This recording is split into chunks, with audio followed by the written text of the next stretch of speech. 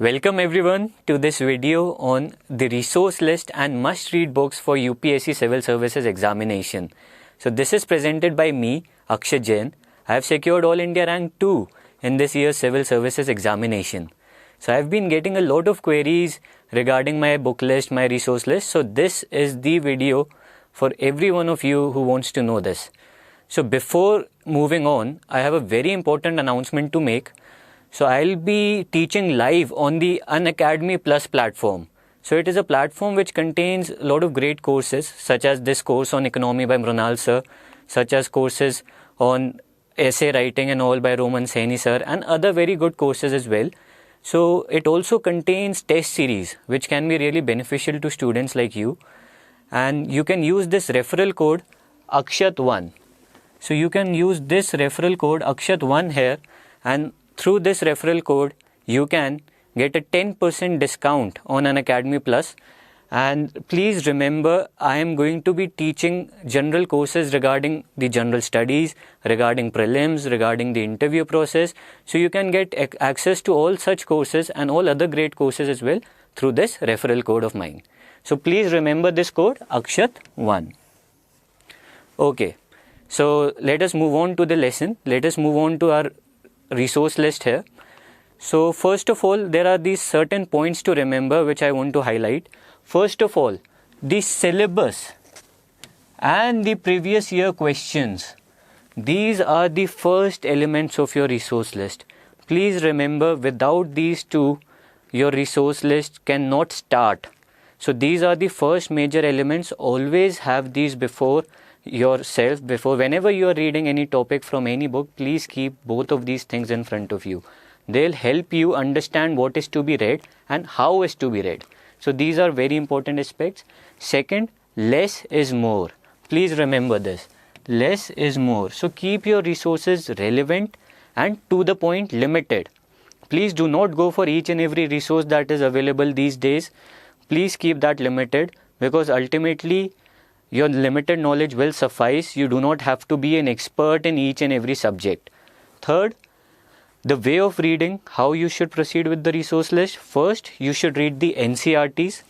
Then you should read the advanced books. For example, Lakshmikant, I consider it to be the advanced book for polity, Spectrum for history, and like that. And finally, you read the value addition material. So what do we mean by value addition material? Basically the current affairs magazines, the editorials, any government report. So these are the value addition materials which add that extra value to your content. So this is the order. First NCERTs, then the advanced books, and finally the value added material. And the fourth point, this is very important. Once you decide the resource list, please just stick to it. I have seen what happens is that each and every other day there's a new video on the resource list, and people, they tend to keep on changing their resource list. So please just decide, take your time, take 2-3 days, and then just finalize it, and please stick to it once you have decided. So now let us move on to the exact resources of ours. So first of all, GS1 history. So I am going to be telling the resources for the general studies first, and then in the end, if there are any specific resources for prelims, then I'll highlight that. But I feel that always the preparation is based on mains, so it is always main centric. So that is why I'm planning, I've given the resources based on this order. So first of all, GS1 history. Right. So I believe that the new NCERTs, they are important for a basic foundation, the class 6 to 12th NCERTs. So there is this debate going on about new and old NCERTs. I think you can choose any of them. So I went with the new NCERTs. Why I am saying any of them? Because I think that NCERTs, you just have to do a brief reading for history. Because for history, NCERTs are not that important. Because the main book here, like I have put this sign, this must read book here is Spectrum for freedom struggle. So this is the most important book. So that is why I am saying just give a brief reading of the NCERTs, then give a very thorough reading of Spectrum, the latest version, the latest volume. Because I think the latest volume is very good both for prelims as well as mains. So please do read this book. I'll definitely recommend. And then For post-independence, I refer to Nitin Sangwan's notes. So the author has very beautifully summarized the Bipin Chandra's book on this particular topic. And I think this topic, given the number of questions that are being asked on this, I think only such summary would be enough for you. And finally, for world history, I refer to the notes of Vision IAS. I think that you do not need to refer to extensive books on this particular topic as well as on post-independence India, because very minimal questions are being asked, and that is why you just go to these summarized notes. And that too, I believe that even Vision IAS notes are a bit long, so you have to be very brief. Okay, so this is regarding history. Next, art and culture. So art and culture again is a component that confuses many students.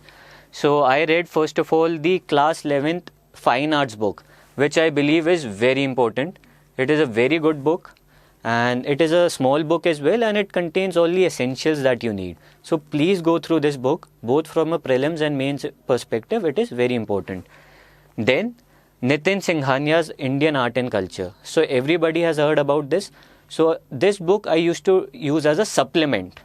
My primary book was the Introduction to Fine Art, and then I supplemented the gaps, my knowledge, with this Nitin Singhania's book. So you can do the same. And also I refer to these old NCRTs on ancient India, on medieval India, by the authors R.S. Sharma and Satish Chandra respectively. So I think you can be very brief in their reading, because ancient India, medieval India, they are asked in prelims, and these two books also contain certain sections on culture, art and culture, which can help you in mains as well. So just a brief reading, and then you can combine these 4 resources and make notes on that. So I'll be taking a separate video on note making, but you can watch that as to see how to make notes on these resources. Okay, so moving on, geography. So geography is again an integral part of GS1. So here, in this case, NCRTs are very important for geography, especially class 11th and 12th. So I would recommend that for class 6th and 10th, you just give it a brief reading. But for class 11th and 12th NCRT, please give a very thorough reading. These are the must-read books in case of geography. And these are very important. Class 11 builds the entire base for physical geography, while class 12th, it has that Indian perspective, which is again very important. So these two are the must-read books here. For all these other 4 resources which I have mentioned here, these are to be used for conceptual clarity. So wherever you do not understand a particular content, a particular concept from NCRT, then you can refer to these 4 resources. So there are these geography videos by Mrs. Rajtanil. So these are available on Mrunal's website. So these are also good videos for conceptual clarity. Then there's this book on G.C. Leong. So I think this should be used as a supplement and not as a primary book. And then you have this website known as PMF IAS. So again, this is also a good website. And I am just telling you that you need to refer only those topics in which you feel that you need more content, or in which you feel that you need conceptual clarity.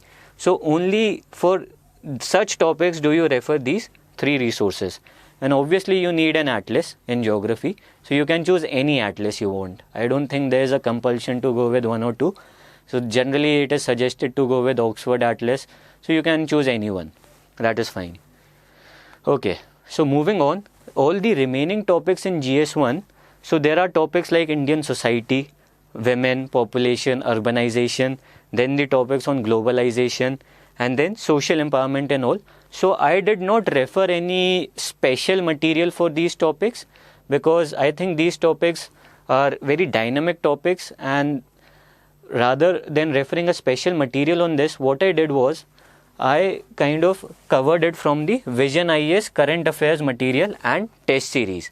So the test which I was giving, all the questions that were based on these topics, I used to just see the model answer and then gather some content on it and make very short notes on these 4 topics. So I think that is more than enough for these topics. So you need not refer special material. Your current affairs knowledge, that would be sufficient. Okay, so moving on, GS2, Constitution and Polity. The first important element of GS2 is Constitution and Polity. So for that, obviously you start with the new NCRTs, class 6 to 12th, but again be very brief. These are not the important source for constitution and polity. Lakshmikant is the Bible for this particular segment, and I am not the first person to say this. I am not going to be the last person to say this. This is a very good book, and this is the most important book. That is why the star sign for it. It is a must-read book here. So you have to be very brief with NCERTs in this case. Do not give much time to them. Just read them and then switch to this book, which is the most important book, Lakshmikant. And apart from that, this is a very dynamic component. So that is why current affairs here play a very important role. So the editorials that you read from newspapers, the current affairs material which you refer, I refer to the Vision IAS material. And then PIB. PIB is a very important resource here in this case. So you get to know the government initiatives and all. And another very important resource I believe is PRS. So PRS is very important when it comes to knowing what the parliament is doing, how the Lok Sabha has functioned, what all bills are pending, what has been the productivity of parliament. So for that, PRS helps a lot. So I would recommend that these 4 sources for current affairs that are very, very important, because this is a dynamic topic. Then second ARC. So in this case, for this particular segment, the 6th report, I believe that is important. So that is a report on local governance. So I'll be coming to other reports as well. But for this particular topic, constitution and polity, this particular report I referred to, and I find that this is a good one. So you just need to refer to the summary of recommendations. You need not go and read the entire second ARC. So it has certain good solutions, certain good recommendations which you can use in your answers. And finally, for certain topics like pressure groups, NGOs and all, I refer to the Vision IAS online notes. So I think just so that I could have enough content on these particular topics, I did that. So that is up to you to refer whatever topics you have, whatever resources you have. Okay. So moving on, governance. So this is the second most important component of GS2. Okay. So here, second ARC reports form the backbone of your study. So you can look at this. So just have a look at these reports. I have numbered them, so you can just check. So these all reports are available online. You can easily download them on the site of second ARC. So I have numbered the reports which I feel are important. The first report, so this report is on RTI. So that is important because if you will see the syllabus, RTI is an integral element. Then the fourth report, that is ethics in governance, and so on. So I have numbered the reports 1st, 4th, 9th, 10th, 11th and 12th. So these 6 reports I feel are must read reports, and you just need to have a look at the recommendations. A summary of these would be sufficient. No need to read the entire second ARC. So you just have to see certain issues that are associated and certain recommendations of the committee to solve those issues. So that would be very good, and you need to quote second ARC extensively in your answers when it comes to questions related to governance. Okay. Then I refer to Vision IAS notes wherever I felt that there is certain information gap. So just these notes are available online, so I refer to them. And then finally, current affairs. Again, it is very important. So again, the same things, editorial, Vision IAS material I referred, and PRS and PIB. So that is the same dynamic component here, but please do give emphasis on second ARC reports for governance. Okay. So moving on, there is another topic in GS2 by the name social justice. So this is again an important topic which includes segments like the government policies and interventions, welfare schemes, the social sectors and services related to health, education, and finally issues related to poverty and hunger. So these, I have taken these words from the syllabus itself, right? So these are included in this particular section, social justice. So again, this is a very dynamic section. So I covered it from current affairs mostly, from the editorials that I read, from the current affairs material. Again, I followed Vision, and from PIB. So because PIB, you can get what government is doing with regards to all these particular topics on health, on education. So you can, PIB it summarizes all the government initiatives, and that is why it is a very good source. And I also referred the Niti Aayog's 3-year action agenda. So I did not go through it completely because it is a very bulky document, but what I did was I referred it on topics like health, on topics like education. So just to see what solutions Niti Aayog is giving.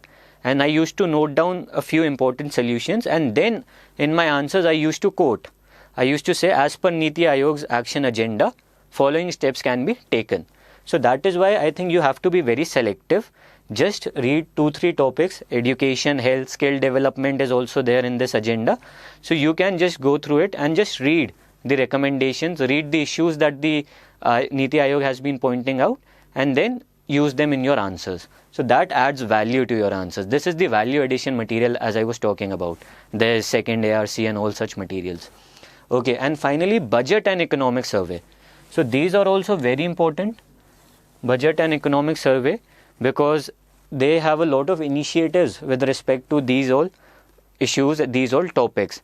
And their summaries, I believe, is sufficient. I have never read the entire budget. I have never read the entire economic survey. I believe that the summaries are more than enough. So that would suffice. And there are certain queries regarding whether they should read the previous year budget, previous year economic survey or not.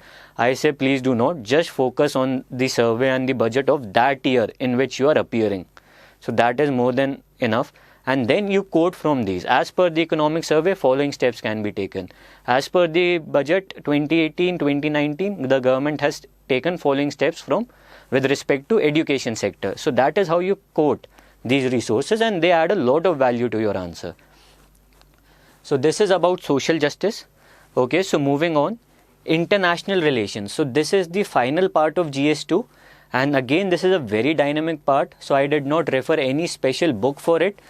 And also you have to read the editorials, because almost every other day there is an editorial on international affairs. So that actually helps you build your own logic, your own opinion. And finally, there's the Ministry of External Affairs website, which you can refer. So it contains PDFs regarding India's relations with other countries, their history, what all areas of cooperation India is involved with respect to other countries and all. So you can refer to this as well. But ultimately, I believe that in my case, the first one was more than enough for questions on international relations. I did not refer any special book. Okay, so now coming to GS3. So economy, the first major component. And again, in this case, the NCERTs are the most important book. The NCERTs of class 11th and 12th specifically. So I'll suggest you read the NCERTs from 9 to 12th. And so below 9 there is no NCERT for economy, and these are the must read books for economy. They'll help you build that base. And I referred Sanjeev Verma's book. So you can choose any book. I referred Sanjeev Verma because it is comparatively less bulky as compared to Ramesh Singh's book. So I referred Sanjeev Verma. And then current affairs, naturally it is very, very important for economy. So I referred the editorials which I used to read, the Vision IAS material, and again PIB. So these are very important because it is a highly dynamic subject. And finally, budget and economic survey, they are very, very important, must read. Again, only the budget and economic survey of that year and summaries would suffice. And finally, I also referred online websites like Investopedia, Arthopedia. These websites I referred for conceptual clarity. So I think they have explained certain economic concepts very beautifully. You can refer to these websites. Okay, so now environment. GS3, other component, environment. So there are these last 4 chapters in the NCERT Biology class 12th book. So these chapters are numbered 13 to 16. So you can refer them. They'll help you build that base in environment which is needed. Apart from that, I referred the Shankar IAS environment book. So I'll recommend you to be very brief when you are reading it. It is a bulky book, but you just have to be brief, and that is why it is manageable. And then current affairs, again, environment is a very dynamic subject. You have to refer to the current affairs. Again, the same things, nothing else. So I referred to these materials. And PMF IAS, that website which I mentioned for geography, it contains topics on environment as well. And it can be used for conceptual clarity on topics like, say, ecotone, on topics like ecological succession. So these topics, sometimes you need that conceptual clarity to understand, and that is why this site can help. internal security is again a component of GS3. So I refer to this book by Ashok Kumar and Vipul. Internal Security and Disaster Management is the title of the book. So that helped me build a base. And apart from that, again, current affairs. So that would be enough for internal security. And finally, disaster management. So for disaster management, there's the second ARC third report, crisis management. So that is very important. So you just have to read that. You just go through the summary. And also equally important are the NDMA guidelines. Because UPSC, it has been asking verbatim guidelines from NDMA in the question paper. And these will help you get certain very good recommendations, very good solutions. So NDMA guidelines, these are available online. I read them, they are very good. And apart from that, obviously current affairs. And there's this final component, science and tech, not to forget. So I did not do anything special for it. Only the Vision IAS current affairs material and only the most important topics. For example, artificial intelligence, big data. These are topics that are very much in the news. So only that I referred. And obviously editorials you can do whichever come on science and tech. And finally ethics, GS4. So for that, this fourth report of ARC, second ARC, ethics and governance, that is very, very important. That is must read. You have to extensively quote from this report. And you can also read the 12th report, citizen-centric administration. So it has certain good solutions so as to improve that public engagement. So again, you can use it for ethics answers. And finally, I also referred to this book on ethics, which is by Chronicle. So you can choose any book. You can refer to D.K. Balaji sir's book as well. I referred to Chronicle. Choose one. And always remember, whenever you are in need and whenever you think that you do not have adequate content, you could not get the content from the books, then Google search, simple. Just type the topic's name and write UPSC in the end of your search. So you will get content from all these sites. So you will get from newspapers, their websites, PIB, PRS, then Unacademy, then Insights on India, Mrunal, all these websites, YouTube videos, you can refer to whenever you feel there's shortage of content on a topic. And finally, prelims. So as I said, basic books remain the same because the syllabus is almost the same. What I did was, apart from that, I referred to the PT 365 of Vision IAS and any compilation on government schemes. So I refer to the Insights compilation. You can refer to any compilation. And finally, the previous year papers, they are very important. And in the end, just about CSAT, I did not prepare specifically. I recommend that you first give a paper without any preparation on CSAT. See whether you can clear the cutoff or not. If you can, then no need to study for it. If you cannot, then you can just brush up certain mental ability topics. So just give that one test and see where do you stand in CSAT. So this was about my resource list. So please do not forget that I'll be teaching live on Unacademy Plus, and I'll be teaching each and exact detailed strategy about GS, about prelims and all. So please use this code Akshat1 and you can get a 10% off and you can get access to all the other courses on Unacademy Plus, all the tests, everything. Thank you.